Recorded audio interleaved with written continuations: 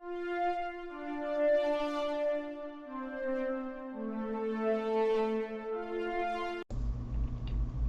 episode is partially brought to you by the Humble Choice program. Did you know Humble Bundle has a great monthly subscription service that lets you get a ton of video games every single month? That's right, from plans range from $5 to $20 a month, you get a hold of a bunch of free games they have available to you. And you could use our code down in the description below to go and sign up. It would help our podcast and help you see what great games are available for you this month.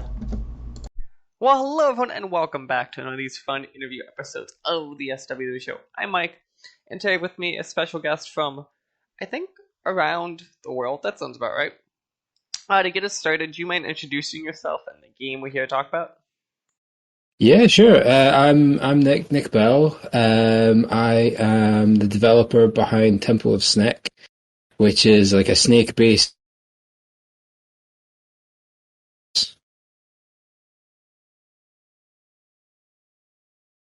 Do you mind? We talked about this before, actually, but I think I just ran into an issue with your filter. All right, cool. Yeah, I'll switch it off. Yeah, if you want to turn that off, and then if you want to do your pitch one more time, just because, yeah, I think we hit the filter issue perfectly right there. Yeah. Okay, bear with me 1 second.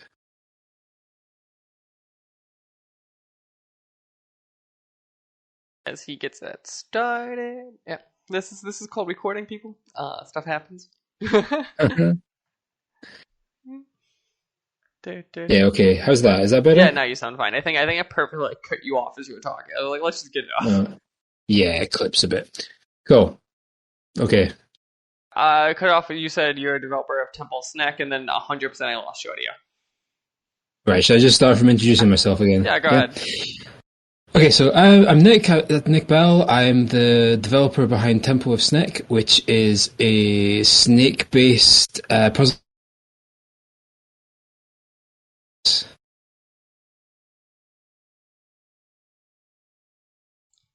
Okay, so yeah, Temple of Snek. I'm assuming that you called it that just because it was the best, funniest name you come up with. Yeah, I suppose it was going to be called Tower of Snek originally, and then I realized the level design was going to go down rather than up, so then it was going to be Dungeon of Snek, and now you have an entire series of games ahead of you. I like it. This is branding. Yeah. Well,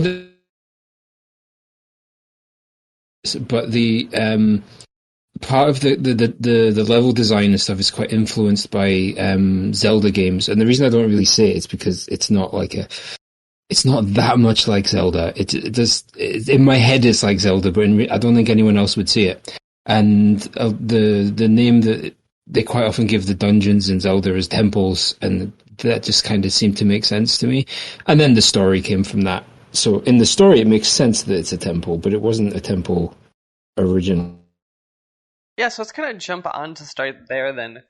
Why? So, why did you decide to make this game? Let's start with the very, very basic, because obviously said it's a Temple of Snek, but I don't know if immediately one morning I woke up and I'd be like, I want to make that. I'm trying curious where that came from.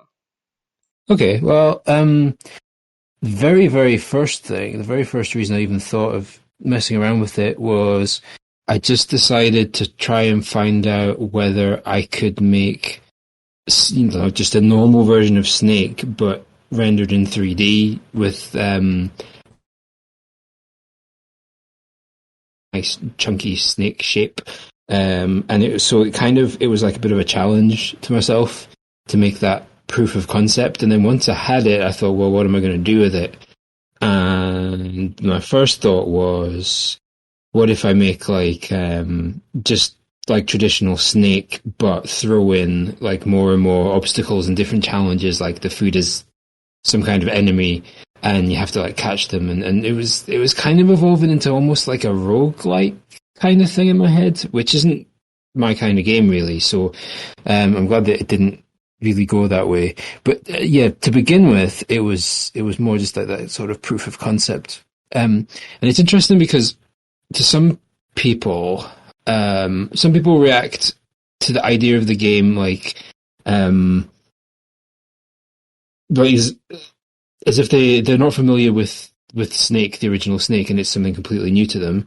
And other people react to it like, oh, you've taken Snake, that's like the game on my old Nokia phone, and you've put puzzles in it. And then there's this whole other contingent of people to whom Snake puzzle games aren't new at all, because it's this whole genre, but it's kind of like a niche genre. I realize that it's like its own sub thing. Like, is there like a lot of these of like people just kind of like remake Snake and like make it into this puzzle-y thing? There are loads of them, but the difference is that they tend to be turn-based. Like, as you know, the original Snake game, if you play it on like a old phone or on the Google version of it or whatever, it's like it's on the beat. The snake keeps moving on the beat, and you've got to react. People take puzzle games where you move like one step at a time. Like a more successful version of that is like, but there's loads and loads of like smaller indie projects out there that do interesting things with snake puzzles. But as far as I know, Tempo Snake's the only one that is rhythm based, and the snake just keeps going. So it's a bit of an unknown quantity to some people. I think that some people don't have any idea what to expect. Other people expect a snake game, and then they find out that it's got this rhythm aspect to it. Why rhythm? I'm kind of curious. Is that just you like messing with that? Because I know you said you originally started as like a challenge to yourself, and then obviously morphed into this. But like rhythm feels like one of those like small things that like is more than the challenge part. It just feels like something probably a little more deliberate. Yeah, well, I mean that's another thing that was kind of a challenge to me, because I don't normally. The kinds of things I normally make are like first-person narrative, walk-in sim type things. So this is all out. But the rhythm part was kind of just like, well, in Snake, the snake moves forward, whether you turn or don't turn, or it's going to keep going forward until it hits a wall or it hits itself. And it was kind of like, how can you make puzzles around that? And my thought was, well, you slow it down and you make it happen in steps so that you've got a chance to react to it. Where if someone that's what like people think turn based. That's like, oh, you're on turn based mode, but instead you went, oh no. Now we're just gonna go down that road a bit. So when you're kind of going through this kind of in your original project more so than right now, how did you kind of determine what? So one of the big things I think with stuff like this is difficulty levels and difficulty spikes, especially in puzzle games. How did you determine kind of how hard you wanted this to be for the user? Okay, well, my first thought was that it's going to have to be quite easy, because you have to think on your feet. But there is definitely a difficult. This launch version, which is the version that's on Steam now. Well, it's got one patch on it, but pretty much the version that's on Steam right now. There's a difficulty curve, and it does get kind of harder towards the end. But one of the primary considerations that I'm thinking about when I'm designing a puzzle is people need to be able to do this in real time. Now, like when you crash into a wall, or you crash into yourself, or your snake gets chopped in half, or you get spiked or whatever, you go back to the last checkpoint. In the checkpoint, everything's still, and you have like an opportunity to look at the room and kind of suss it out a little bit. So there's a lot of kind of concessions like that, and I wanted it to be an accessible game for as many people as possible. So you can actually go into the options menu and turn off the rhythm aspect of it. You can put it into one step at a time mode, which basically makes it turn-based. And you can control the speed of the game. The music, I mean, like the steps are like event-driven, but the events are read from the sound file, and you the speed of the game, when you alter that in the settings, it changes the music from like 50% speed to 150% speed. So you can tailor that in any way you want as well. So I think for me, making puzzles easy is kind of like the focus, because naturally they're trying to make them a little bit easier, if that makes sense.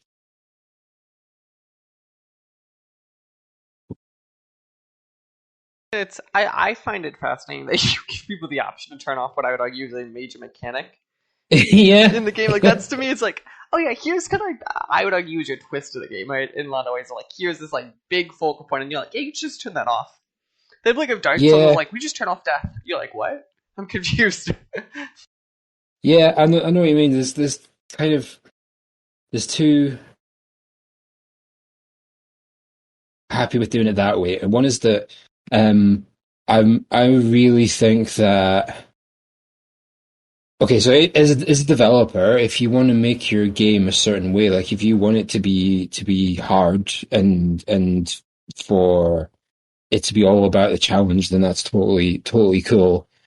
But I disagree with ideas that like certain types of games have to be hard. Like if as many people can play it as possible, that's good in my book. Push back on if the game makes The other sense. thing, But yeah, go on. yeah, sorry, yeah, we're gonna come back to that. I was just gonna say the other thing is that there's a kind of a crowd of people who are into like very cerebral puzzle games, and that maybe overlaps with the people who are into like the Snake puzzle games. And I kind of guessed that these people would say, "Oh, I wish it was turn-based like this game, but I hate the fact that it's rhythm-based." And that kind of turned out to be true. So I was glad that I put that in the end. Like a lot of people have come back and said exactly that, and I've been able to point to the settings and say, "Aha, you can play it like that if you want." Even though it's not how I recommend you play it, it's there as an option. But yeah, the difficulty thing. So what were you going to say on that? Because that's an interesting topic. My one pushback always, and so I broadly agree with people on the sense of like, don't be difficult for difficulty's sake. But I would argue there could be times in a game where that is part of the game. So like I think Yeah. of like puzzle games a lot of times. They're not difficult in the like, oh, I have to be like quick always. They can be difficult to like, how do I have to think about things? Like there are games I think where the genre or what the game is trying to do, in which the difficulty makes sense. But I broadly agree Yeah. also, don't be difficult just because you can be. Yeah.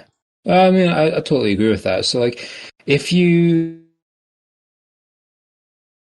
say you're making Dark Souls, just because that's the obvious go-to example, you can, I don't know, you can change the way that the combat mechanics are structured and that kind of thing. And that would be changing the difficulty. Maybe that's not something you want to do because that's not your vision of what the game is. But let's say you put in, wouldn't be Dark Souls, but you put in like a quick time event where you've got to like tap X as fast as you can. And what was that? You tend to quick time events are when it's like, okay, why are we doing these? So, like for some people, they might have like some kind of like physical disability where that's physically hard for them to do, and it's equally challenging for them to hold down the button for an amount of time. And if that was in Dark Souls, bypassing that tap X as fast as you can mechanic wouldn't really be hurting the core of Dark Souls. Right, no, and I agree with that. Because I that's think not what Dark Souls is about. I'm trying to think. I think it was Spider-Man God of War. One of those games made an active point of giving accessibility options with their QTEs specifically, and I think one of them might have just froze the game when it was time to pop up or whatever, so that way those people who need that extra time can then have it, and it wouldn't change the crux of the experience. Yeah, totally. So for Snek, my thinking is the core of the experience is solving the puzzles that are based around the size and the movement of the snake and how that all happens in a kind of like what's the word, saltatory way, like a one step at a time kind of way, and on the beat, allowing people to do it in a turn-based way doesn't actually detract from that core mechanic. It just allows more people to enjoy that core mechanic, like not because they physically can't hit an X button, for example, but maybe mentally they can't think through it as quickly as they would like, or something like that. Or one thing about the turn-based mode is it still moves on the beat. So the music is still playing like boom, boom, boom. It's not as fast as that, but when you press quantized along with the beat, if you know what I mean, it's just that the Snake and the NPCs will wait for the next beat, wait for you to push the button again before they move on the next beat. So for me, I can see why it sounds weird, but for me, it didn't detract from any of the core mechanics.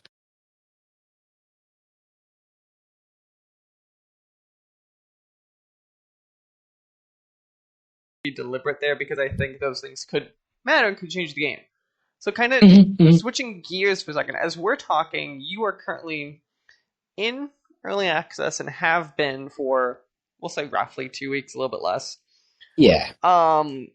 Immediately I want to start by asking, I always ask people in the beginning of early access, how has the game done so far, and how is that compared to how you expected the reception to be kind of as this early access version of the game?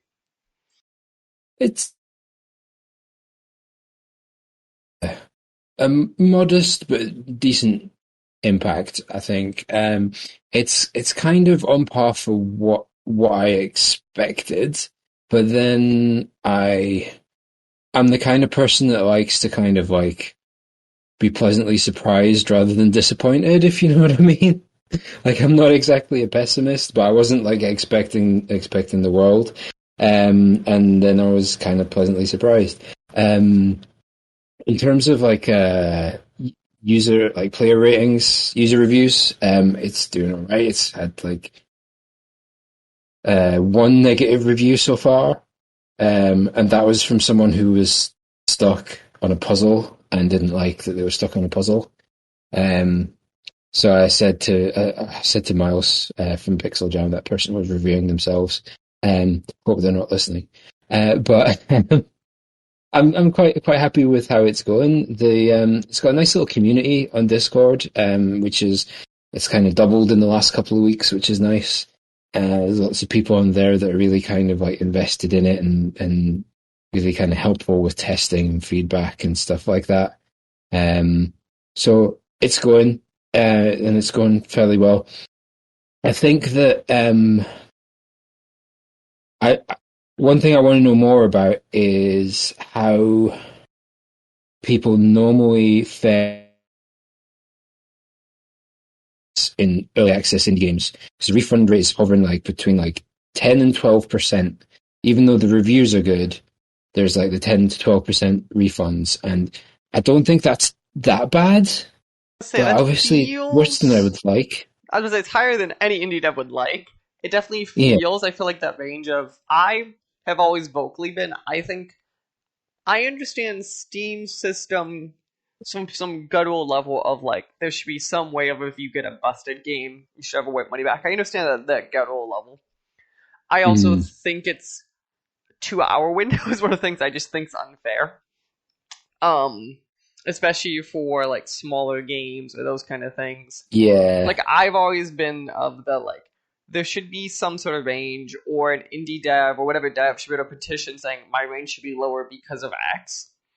Just because I think that's too big for too many games, and it's one of those one size fits all solutions. Like, I understand if you said we default at 2 hours, but a dev can petition us up to 30 minutes if they have these qualifications. I feel like it would make a lot more sense, or something like that. Just because, like, yes, totally. There are busted games out there. I 100% agree, and I understand why you want to be on those. Yeah, and obviously this has been like in like the Twitter Discord in the last few days. It's been a hot topic again. But yeah, I totally agree with that. I mentioned that before Snek, I did mostly like narrative walking sims, short horror games and stuff. And one game that I made called Bon Bon, it was the game was somewhere between like 30 to 45 minutes to play the whole game, like a pretty linear game. And so like it was a really interesting topic for me in regards to that. No doubt lots of people, were deliberately taking advantage of the refund thing, but I think for the most part, it's not that big a problem. You just kind of have to factor it into your business model, really. But I think it's with Snick, it's a little bit higher and that's understandable because a lot of people don't really understand. They buy a game without really understanding that it's early access or what early access means, or even though it's Steam and the content you put on the store page can really make that clear. I'm actively looking at your page right now, and it has a giant blue banner that says early access game, and I promise you there are people who buy it and go, I didn't know this was early access. Yeah, totally. Absolutely. So I made sure that the very first thing that you see when you start the game is a window that says, this is early access.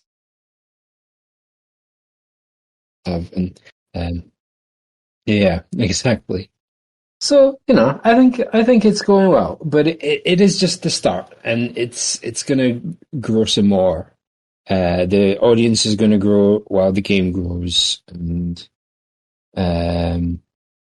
yeah, it's going good. Like, so I know it's out there, but I'm just kind of speaking somewhere. What are if people buy the game now, what can they expect now coming from the game over the next couple of months? I assume bug fixes, new content.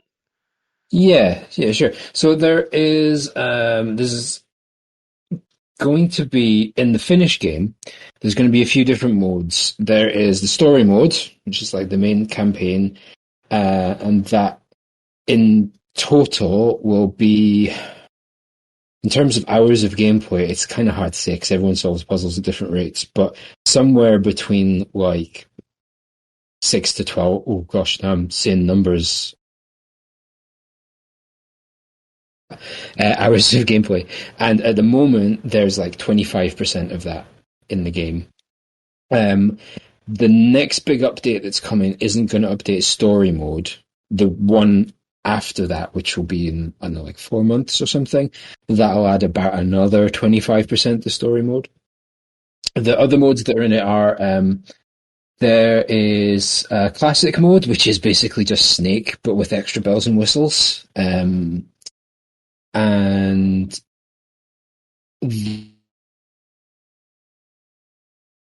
so the extra bells and whistles are things like instead of the food sitting in one place, you can switch on a mode that has it's NPCs instead that move around and you have to catch them or they might attack you.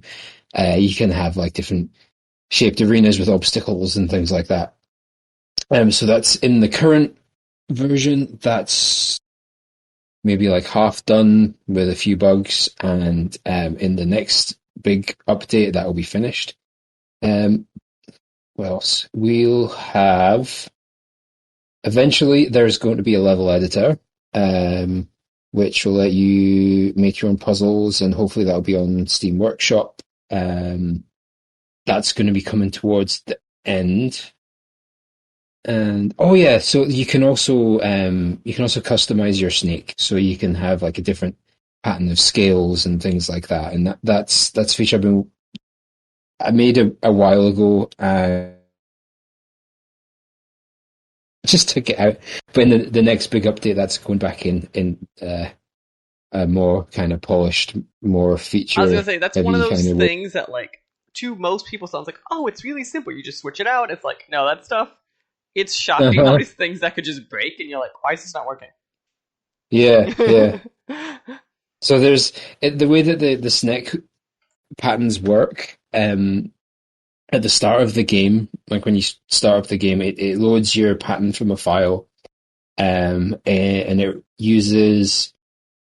It's an Unreal Engine game. It uses the Unreal's UI layer to draw the snake scales, and then it renders that to a texture and uses that texture in the game. And when I took that out, the editor's not there, but all that process is still happening anyway.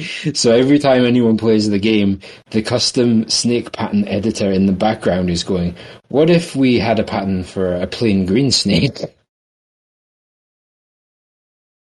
But they're still there, and no one would ever know.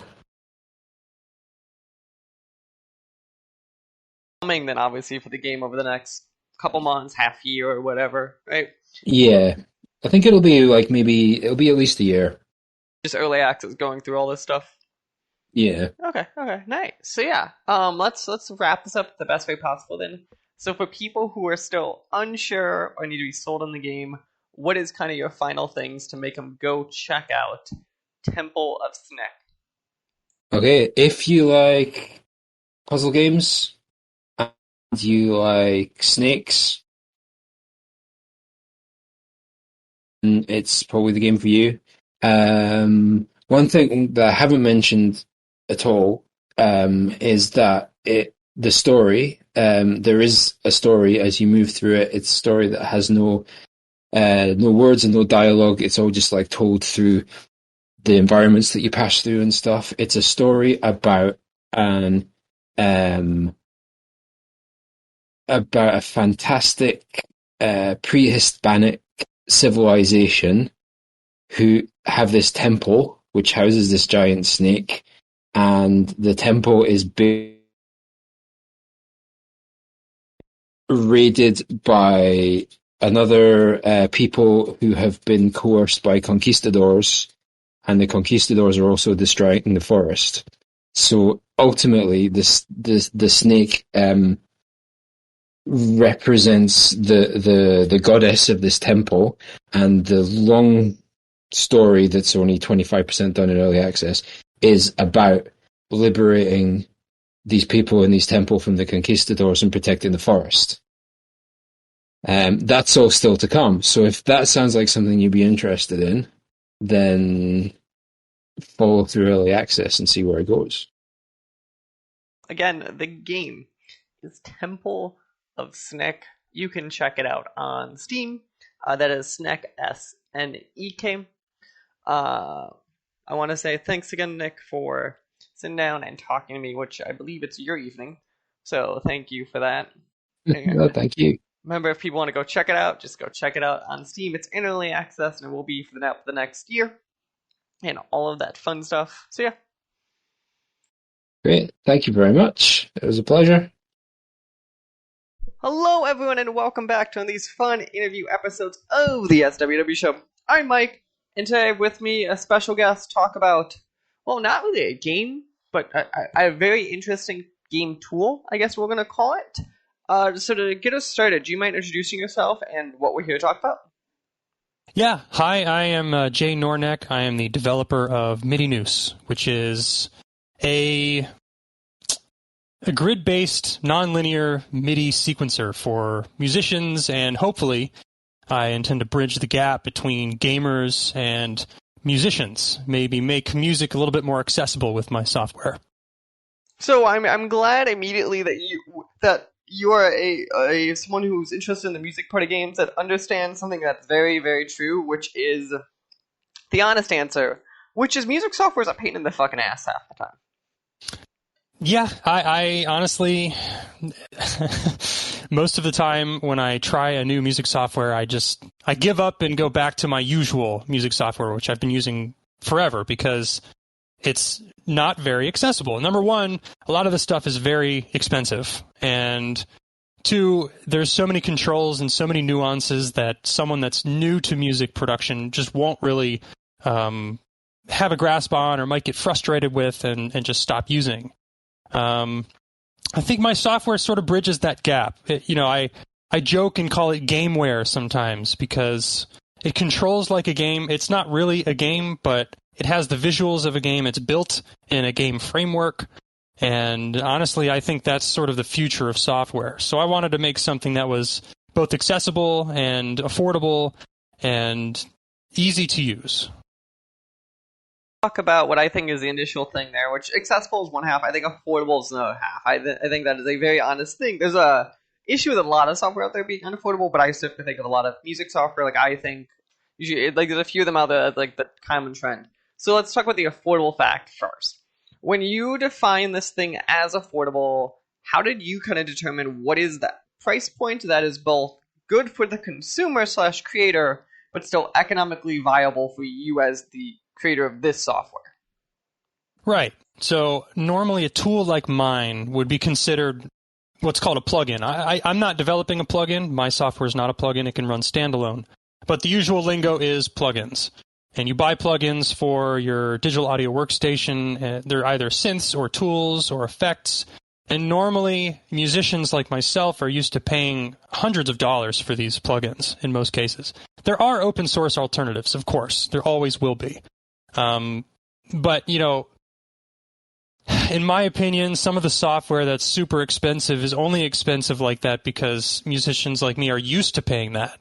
And I sort of want to break that flow and offer a tool to musicians that's much more affordable. I mean, we're talking less than a AAA video game, and in some cases less than even an indie game.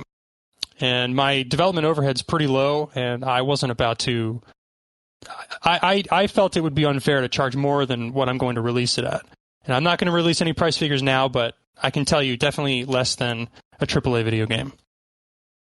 So is your logic then kind of like, are you going to do like the old-fashioned software-esque model of like, here is this base cost of this thing, and then maybe there'll be some little updates in the future that are like, not annual, but some of that you have to pay for? Or are you kind of viewing this as like, here's this tool that really should stand on its own, at least for the time being? Yeah, the tool ought to stay on its own, and I don't intend to have people pay for anything other than the base software. Updates, future updates will be free. I have no intention of having any DLC or microtransactions, nothing like that. When you start charging per minute like the old-fashioned days? That's how you do it. So then kind of, let's kind of dig into the tools some more then. So you're kind enough, so everyone's aware, to give me a copy of it to kind of mess around with and stuff. So let's talk about like when the user kind of opens up this tool, how... So one of the big issues I think is, and there's actually more than audio software, a lot of software has this problem where it's, okay, where do I begin? How do you tackle that initial problem? Because obviously one of your big things is accessibility to new people. Right. That's tough because it's such a weird tool to use, especially someone that's new to music. So I instead of having like a video tutorial, I tried to create a file inside the program using the program's tools. Sort of, I mean, it's essentially a level editor, right? But instead of putting blocks down, you're putting notes and you're connecting them with paths. So there's a guided tutorial that sort of teaches you how to move, and then it teaches you how to place things and edit things. And I think really the base experience is hearing something. And when you hear something, you start to learn how it works. And the same thing is with like an effect. Like let's say you were recording your guitar into a computer and you wanted to learn how a new effect that you just bought works. You'd start turning knobs and twiddling things until you understood what this knob does, even if you didn't understand the name of it. So with Midinous, I included the ability to just have simple tones play, even if you don't have a digital audio workstation. You can get started with music with just this program and just being creative. So the guided tutorial teaches you how to move on the canvas. It teaches you how to place things, link things together, and hear things. I think that's a good way of even describing all this stuff. And the problem with it is people want to just play around, right? So I think it's game engines have this notorious problem. It's really hard just to play around with them half the time unless you have like a default project. I'm actually kind of curious. I don't think we kind of dipped on this. So obviously, I actually really like the problem you're trying to solve here and the way you're doing it. Where did this like want come from of you wanting to solve this? Is it just like you being frustrated with using tools, or? a lot of music tools that I use have terrible user interfaces, and they are so complex. And it's no fault to the developer. I understand, wanting to add as many features as you feel like using. I do feel like a lot of developers create software that they would use, and I do the same thing. And when I was developing this, it's through experience with other where I was like, this isn't really friendly. And I can see why a lot of people, you read the forums of those softwares, and people are complaining about how complicated it is. And I wanted something that was approachable. I wanted something that felt like a game but didn't require the game knowledge that everyone's sort of used to. So I designed it around the approach rather than designing it and then trying to fit it to be accessible. No, that is great. So I actually want to touch on that then, because you talked about how obviously accessibility and problem with a lot of those tools is they have too much bloat in them. What is the stuff then that you feel might be like people need to be aware then that like your tool won't have, that you think those tools with bloat have? Or do you feel it's more of a like, hey, you won't even notice what's really missing? I think, and I've gotten a lot of requests already through demos that Ben Jordan, aka with my software, that I get a lot of requests for features, but a lot of the time in my development, I want to stay laser focused on usability. Sometimes I have to say no, or just say that I'll think about it. If it doesn't really fit with the software, I don't want to get into that that mindset that you're just adding features to please people instead of adding features that really complement what the software is supposed to be. And I think that's a huge boon to development, to really have focus and keep that focus instead of getting feature creep, which is pretty common.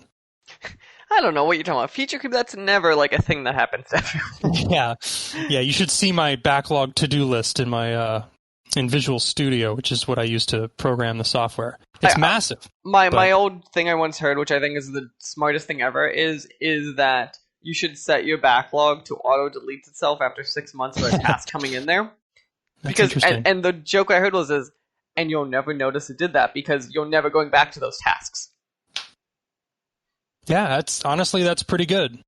If you're going to go back to them, you'll edit them in those 6 months. Like, you're like, this is like a thing for it. And the final development string, great, but that means at some point you're probably touching that thing next 6 months just to plan it some more. And then, like, that's kind of stuff. It's like, if you just have it sit there, you never come back to that. Yeah, I try to take it next logical step. And I try not to think too much into the future, because if you do that, then you might ruin the base of usability that you've already presented. Yeah, no, that's great. So let's so obviously this is audio. It's very interesting because normally we talk about games here and that process or about the game itself. So I think what's interesting really about yours is from a UI point of view, and then really you and Kidding was just a bunch of notes. I'm kind of just curious first off is how hard was it to make it? Because visually it looks very simple and it looks not, I think simple is still pushing a term because it's a tool, and tools I actually might argue are never really simple. But how did you really make it kind of go down this road of it looking this good and this like at least easy visually to tell what's happening? Kind of talk about that. Yeah, it's really interesting. I wrote the prototype in a programming language called Ruby, which is open source. And there's actually an open source version of Midinous that's out there. It's a pain in the ass to get working, which is why I sort of wanted to develop something that was even easier to run. Your basic user is not going to install Ruby and install Ming32 on Windows and try to get this thing running. It just, most of the time, it's not going to work. But through that prototype process, I wanted to get the visual style down, so I had a bunch of vector graphics and things. I went through a bunch of iterations, it was circles versus squares kind of thing, and I eventually just settled on squares. And all the art I've done myself, and I honestly don't know how I got it to look the way it does. It just sort of evolved that way. That is surprising, and I'd argue lucky in a lot of ways, and I think you probably wouldn't disagree. It's a lot of that stuff is there. Have you kind of throughout the process, then I'm assuming, like any good software, you've had at least some other people testing it and working with the tools kind of to make sure you're going on the right track. Is there any like past versions of it that like exist that you're like, this was a horrible idea? I've never had the thought that it was a horrible idea. I've always thought it was a good idea, and I've always iterated with users. I've always got their input, always wanted to know how easy it is to use, how intuitive it might be, where could it improve. So the UI you see today has gone through dozens of iterations, and that's honestly through my testing user base. I had a closed alpha. I'm now doing a closed beta right before release, late September, and I'm continue to get feedback, and I improve where I need to. That's amazing and unlucky. I'm assuming, actually, I never asked you this. I'm assuming that you must have a background much more in at least some level of software engineering, if you thought of it like through that level of processes. I have had no formal training in programming. I went to school for information technology. I've worked at a financial company doing database work for about 8 years, and just decided one day to really dive in and learn to program. And, I've used a lot of those tools. I think that's where my want for a good UI design came from, but I had to teach all those skills to myself. No, that's amazing, and that's just, again, it's just very surprising to me that being kind of your giant debut in a lot of ways. Then, so kind of digging down this some more, then obviously, so a tool is a means to the end, and then so for a lot of people, then kind of, as you said, there's a standalone tool that then will export kind of the stuff. How is that process looking? I'm assuming at this point for every user, it's just kind of like hit some export buttons and you'll get the raw audio files. Have you thought of directly integrating with even like game engines like Unity and Unreal, since they relatively have an open backend until you integrate them with relative ease? That might be tough. I don't think my software is really targeted for that. It's definitely a compositional tool, but I don't think it can be integrated easily anyway in game engines. The purpose of it is to act as a compositional helper by creating just nonlinear branching sequences that you can send to a digital audio workstation. I do include the internal synth just for reference, or for people, like I said earlier, that don't have access to a DAW. But integration into other mediums, I haven't really thought about yet. I'm really just getting it out first, and those things may come later, but I'm not sure. No, that's very interesting, and that is. I would be interested to see if you could get on the road, just because I think a lot of the tools, at least as doing a lot of development, is it always makes it just a little bit easier when it can exist in some capacity within those already existing software pieces. Because as you understand, it's always kind of a pain to have 50 softwares I have to have open on a machine at the same time. Yeah, I get it. It's a little different in the music world. Sort of multiple windows is kind of a given, especially given the sort of plugin universe that exists in DAWs, which that's sort of, it's not a problem I'm trying to solve just because that's just the way it is. There's really no easier way to do it unless you develop something proprietary to the software.